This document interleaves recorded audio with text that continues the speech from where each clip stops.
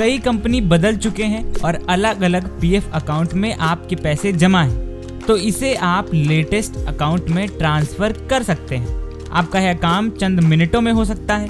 दरअसल employees provident fund यानी कि ईपीएफ में हर महीने आपकी सैलरी से कुछ हिस्सा जमा होता है। इस पर एक निश्चित अवधि के बाद ब्याज भी मिलता है। श्रम मंत्रालय के अधीन ईपीएफओ ब्याज दर तय करता है, लेकिन अगर आप अपने खाते से पैसे निकाल लेते हैं तो ब्याज का फायदा कम रकम पर मिलता है।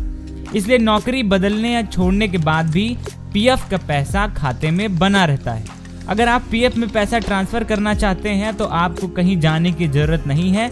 घर बैठे ऑनलाइन आप अपने पीएफ अकाउंट से दूसरे में आसानी से पैसा ट्रांसफर कर सकते हैं। इसके लिए इन स्टेप्स को फॉलो करें। पैसा ट्रांसफर करने के लिए सबसे पहले यूएएन नंबर और पासवर्ड से अपना ईपीएफ अकाउंट लॉगिन करें।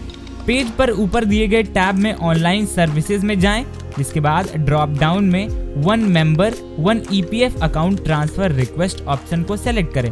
उसके बाद यूएएन नंबर डालें और अपनी पुरानी ईपीएफ मेंबर आईडी डालें।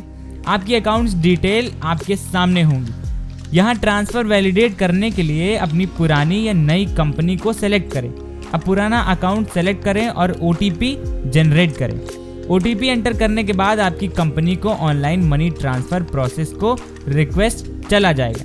अगले 3 दिन में यह प्रोसेस पूरा होगा।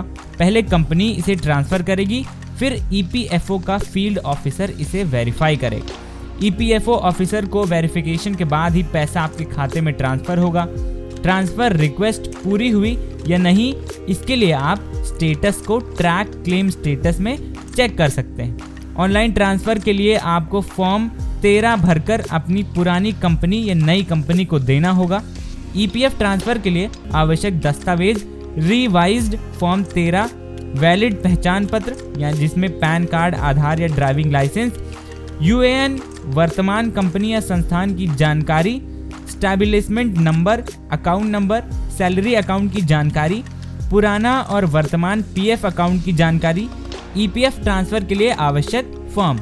और अगर आप पैसा ट्रांसफर कर रहे हैं तो इन बातों को हमेशा ध्यान में रखिए। अगर आप पीएफ से पैसा ट्रांसफर करना चाह रहे हैं तो सबसे पहले खाता धारक के पास यूएएन यानी यूनिवर्सल अकाउंट नंबर एक्टिव करना होगा। इसके अलावा खाता धारक के बैंक में खाते का नंबर, आधार नंबर और बाकी की सारी डिटेल सही हैं और उचित होने चाहिए, तभी आप अपना पैसा ट्रांसफर कर सकेंगे।